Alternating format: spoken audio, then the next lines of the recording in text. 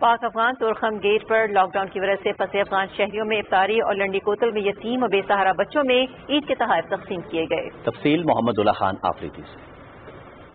Al-Khidmat foundation کی جانب سے امدادی سامان کی تقسیم کا عمل جاری ہے. لنڈیکوتل کے درجنوں یتیم اور نادار بچوں میں عید کے کپڑے اور اشیاء خوردنوش تقسیم کیا گیا، جبکہ پاک افغان طورخم گیٹ بندش کی وجہ سے پاکستان میں پھنسے ہوئے مسافروں کو افطاری کا سامان بھی فراہم کیا گیا. ہم نے یتیموں اور غریبوں میں عید گفٹ تقسیم کیے، اس میں فوڈ پیکج تقسیم کیے، اور ابھی پاک افغان بارڈر پہ ہم نے ان لوگوں کے لیے افطاری کیے جو یہاں پہ پھنسے ہوئے ہیں اور اپنے ملک جانے اور آنے کے لیے انتظار میں ہیں. افغان شہریوں اور نادار افراد نے الخدمت فاؤنڈیشن کی کاوشوں کو سراہتے ہوئے شکریہ ادا کیا.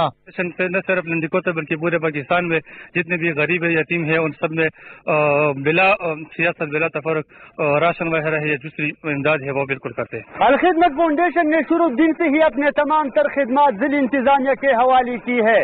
یتیموں غریبوں کے ساتھ ساتھ مسافروں کے لیے خدمت کا یہ سلسلہ لاک ڈاؤن کے خاتمے تک جاری رہے گا.